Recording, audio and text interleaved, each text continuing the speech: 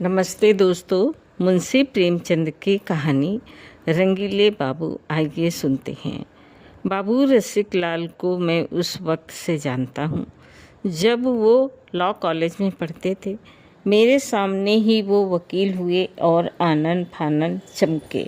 देखते देखते बंगला बन गया, ज़मीन खरीद ली और शहर के रईसों में शुमार होने लगे। लेकिन मुझे ना जाने कि उनके रंग ढंग कुछ जचते न थे।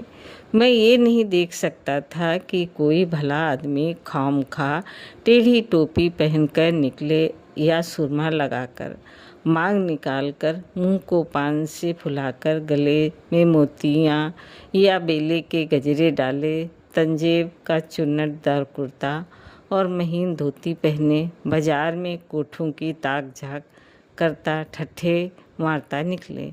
मुझे उससे चिढ़ हो जाती है।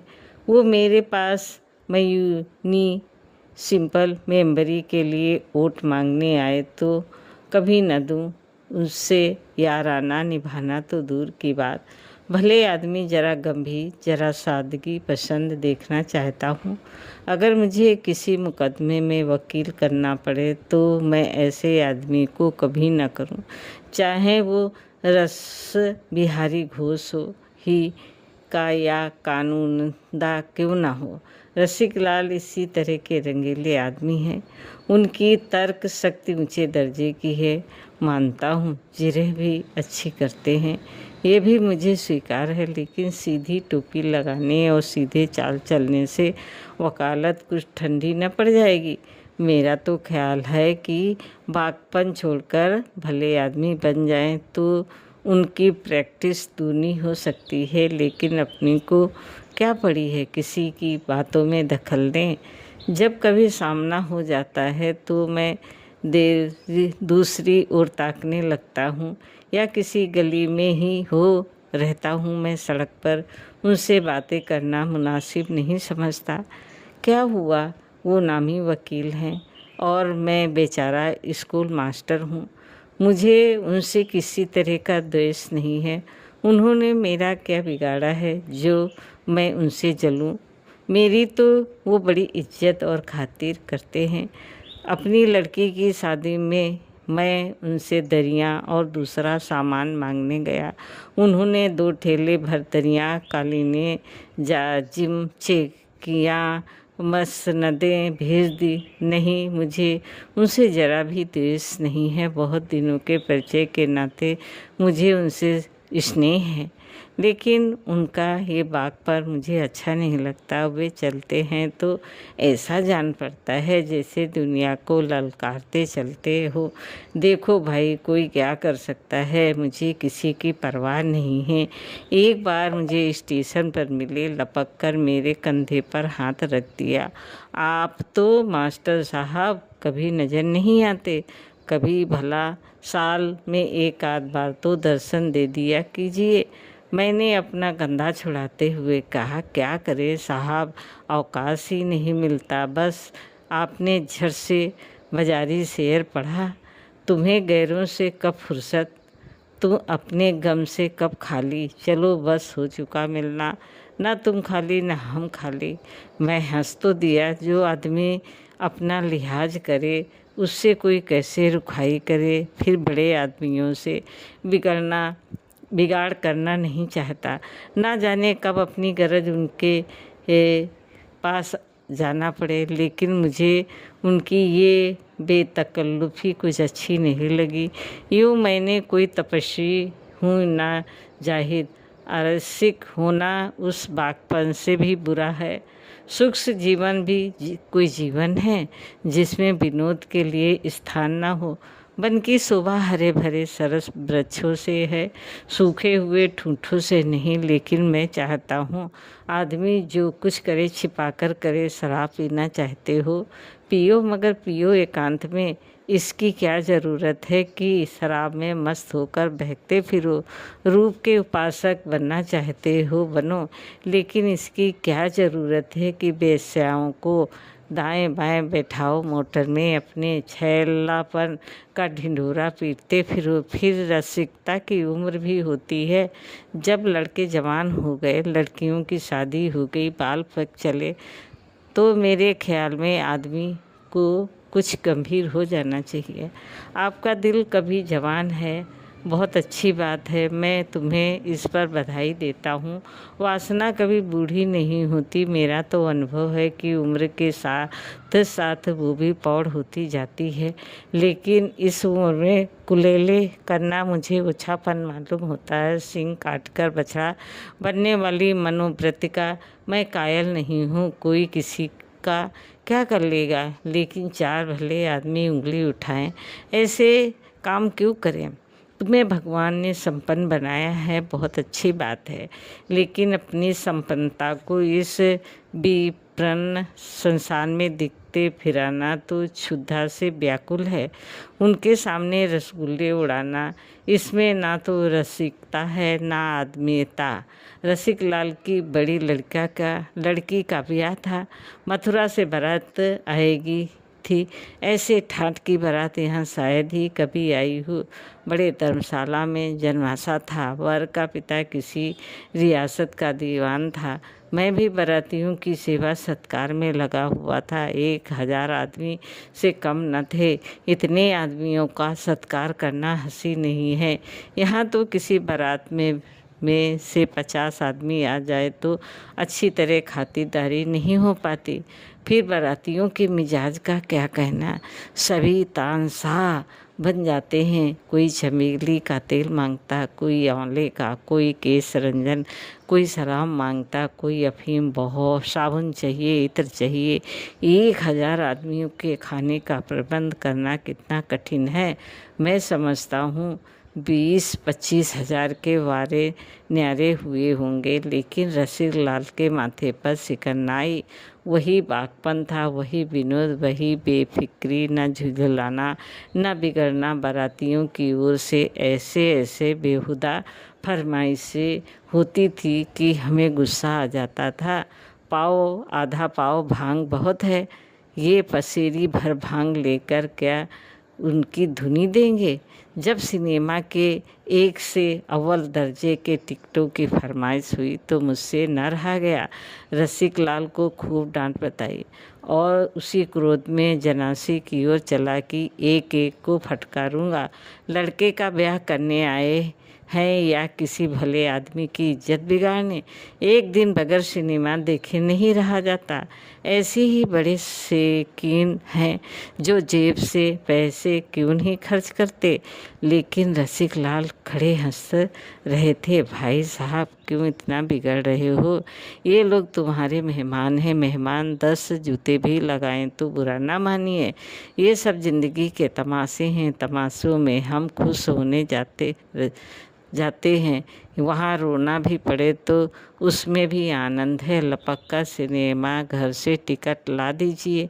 ये 200 रुपये का मुँह न देखिए। मैंने मन में कहा, मुफ्त का धन बटोरा है तो लुटाओ और नाम लुटाओ। ये कोई सत्कार नहीं है कि मेहमानों की गुलामी की जाए। मेहमान उसी वक्त तक मेहमान हैं जब तक वो मेहमान की तरह रहें। जब रोब जमाने लगें, बेइज्जती करने पर आमादा हो जाएं, वो मेहमान नहीं शैतान हैं। इसके 3 महीने बाद सुना कि रसिक लाल का दामाद मर गया। वही जिसकी नई शादी हुई थी, सिविल सर्विस के लिए इंग्लैंड गया हुआ था, वहीं निमोनिया हो गया। ये खबर सुनते ही मुझे रोमांच हो गया। उस युवक की सूरत आंखों में दौड़ गई। कितना स्वयं, कितना प्रतिभाशाली लड़का था, और मरा जाके इंग्लैंड में कि घर वाले देखे भी न सके। और उस लड़की की क्या दशा होगी जिसका सर्वनाश हो गया। वाह रे दयालु भगवान, और वाह रे तुम्हारी लीला। प्राणियों की होली बनाकर उसकी सूरत दिखाते ही मन की कुछ ऐसी दशा हुई कि चिंगाड़ मारकर रो पड़ा। रसिक लाल आराम कुर्सी पर लेटे हुए थे। उठकर मुझे गले लगा लिया और उसी स्थिर, अविचलित, निर्द्वंद भाव से बोले, वाह मास्टर साहब, आपने तो बालकों को भी मात कर दिया। जिनकी मिठाई कोई छीनकर खा जाए तो रोने लगते हैं। बालक तो इसलिए रोता है कि उसके बदले में दूसरी मिठाई मिल जाए। आप तो ऐसी चीज़ के लिए रो रहे हैं जो किसी तरह मिल ही नहीं सकती। अरे साहब, यहाँ बेहया बनकर रहिए, मार खाते जाइए और मुझों पर ताव देते जाइए। मज़ा तो तब है कि जल्लाद के पैरों तले आकर भी वही अकड़ बनी रहे। अगर ईश्वर है, मुझे तो कुछ मालूम नहीं, लेकिन सुनता हूँ कि वो दयालु है, और दयालु ईश्वर भला निर्दयी कैसे हो सकता है। वो किसे मारता है, किसे जिलाता है, हमसे मतलब नहीं है। उसके खिलौने हैं, खेले या तोड़े, हम क्यों उसके बीच में दखल दें। वो हमारा दुश्मन नहीं, ना जालिम बादशाह कि हमें सताकर खुश हो। मेरा लड़का घर में आग भी लगा दे तो मैं उसका दुश्मन ना बनूंगा। मैंने तो उसे पाल पोस कर बड़ा किया है, उससे क्या दुश्मनी करूं। भला ईश्वर कभी निर्दयी हो सकता है, जिसके प्रेम का स्वरूप ये ब्रह्मांड है। अगर ईश्वर नहीं है, मुझे मालूम नहीं कोई ऐसी शक्ति है जिसे विपत्ति में आनंद मिलता है, तो साहब यहाँ रोने वाले नहीं हैं। हाथों में ताकत होती है और दुश्मन नज़र आता है तो हम भी कुछ जमा मर्दी दिखाते। अब हमारी बहादुरी दिखाने का इसके सिवा और क्या साधन है कि मार खाते जाओ और हंसते जाओ, अकड़ते जाओ। रोए तो अपनी हार को स्वीकार करेंगे। मार ले साले, जितना चाहे मार ले, लेकिन हंसते ही रहेंगे। मक्कार भी हैं, जादूगर भी हैं, छिपाकर वार करता है। आ जाए सामने तो दिखाऊं। हमें तो अपने बेचारे शायरों की अदा पसंद है, जो कब्र में भी मासूका के पायजेब की झनकार सुनकर मस्त होते रहते हैं। इसके बाद रसिक लाल ने उर्दू शेर का तांता बांध दिया और इस तरह तन्मय होकर उसका आनंद उठाने लगे मानो कुछ हुआ ही नहीं। फिर बोले, लड़की रो रही है। मैंने कहा, ऐसे बेवफा के लिए क्या रोना जो तुम्हें छोड़कर चला गया। अगर उससे प्रेम है तो रोने की कोई ज़रूरत नहीं। प्रेम तो आनंद की वस्तु। अगर कहो क्या दिल नहीं मानता तो दिल को मनाओ, बस दुखी मत हो। दुखी होना ईश्वर का अपमान करना है और मानवता को कलंकित करना है। मैं रसिक लाल का मुँह देख ताकने लगा। उन्होंने ये कथन कुछ ऐसे उदास भाव से किया कि एक क्षण के लिए मुझे पर भी उसने जादू कर दिया। थोड़ी देर के बाद मैं वहाँ से चला तो दिल का बोझ बहुत कुछ हल्का हो गया था। मन में एक प्रकार का साहस उदय हो गया था जो विपत्ति और बाधा हंस रहा था। थोड़े दिनों के बाद वहाँ से तबादला हो गया। रसिक लाल जी की कोई खबर नहीं मिली। कोई साल भर के बाद एक दिन गुलाबी लिफाफे पर सुनहरे अक्षरों में छपा हुआ एक निमंत्रण पत्र मिला। रसिक लाल के बड़े लड़के का विवाह हो रहा था। नवेद के नीचे कलम से आग्रह किया गया था कि अवश्य आइए, वरना मुझे आपसे बड़ी शिकायत रहेगी। आधा मज़ा जाता रहेगा। एक उर्दू का शेर भी था, इस शौक़े फिरवा की या रब, आखिर कोई हद भी है कि नहीं।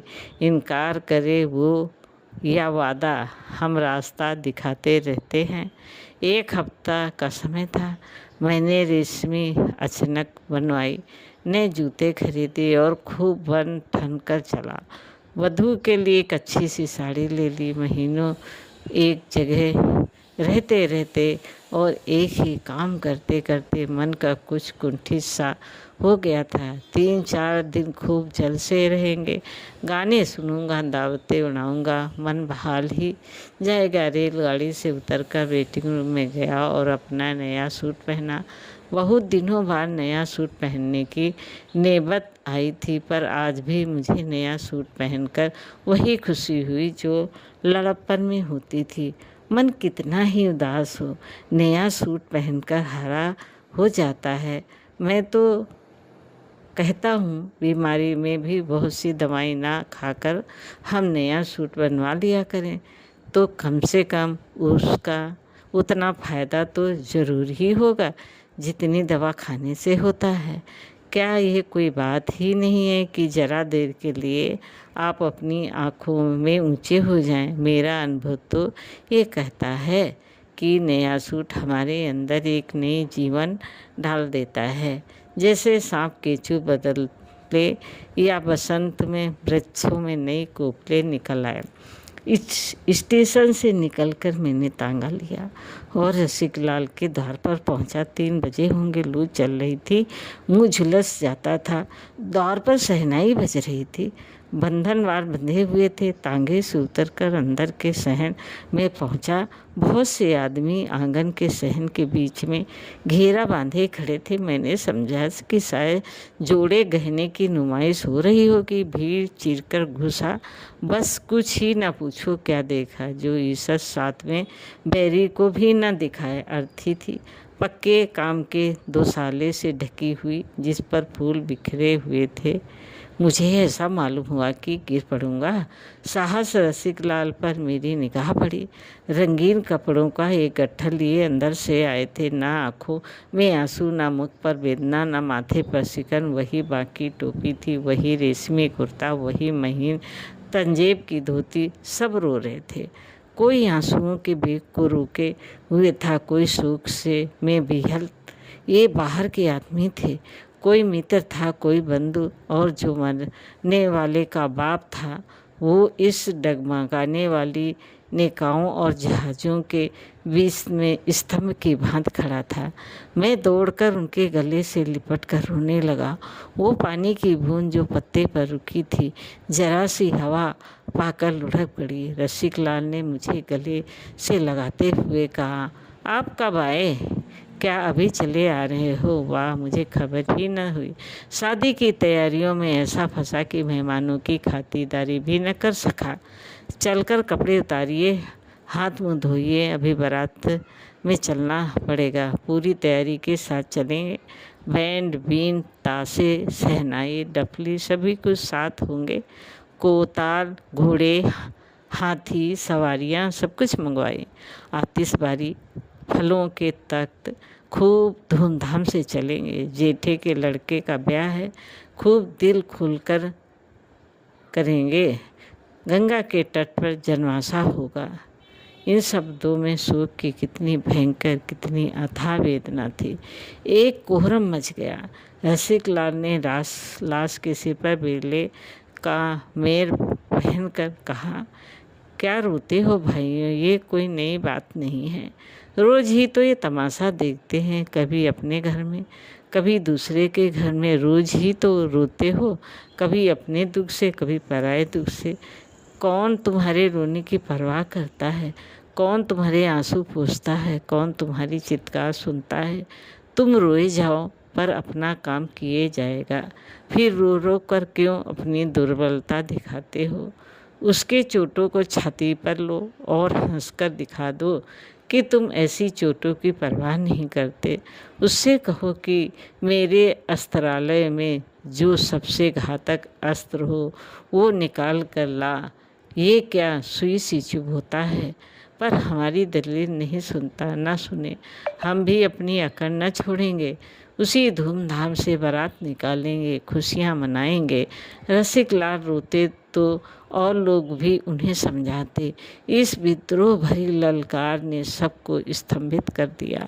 समझाता कौन? हमें ये ललकार विचित्र वेदना सी जान पड़ी थी, जो आंसुओं से कहीं मर्मांतक थी। चिंगारी के स्पर्श से अबले पड़ जाते हैं। दहकती हुई आग में पाँव पड़ जाए तो झुलस जाएगा, अबले ना पड़ेंगे। रसिकलाल की वेदना वहीं दहकती हुई आग थी।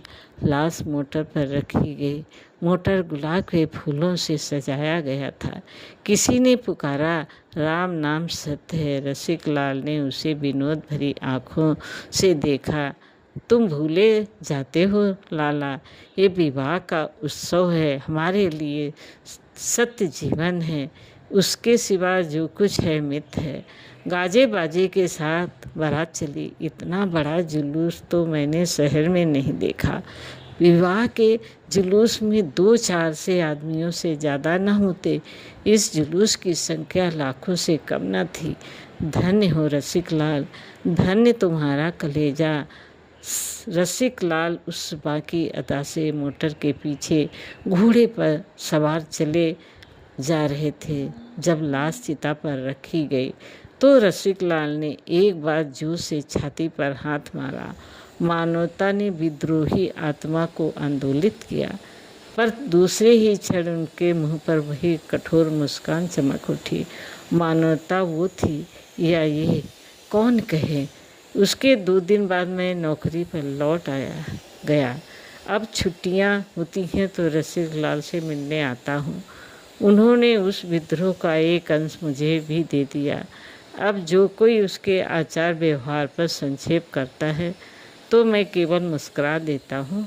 दोस्तों, कहानी कैसी लगी लाइक करें, सब्सक्राइब करें। धन्यवाद।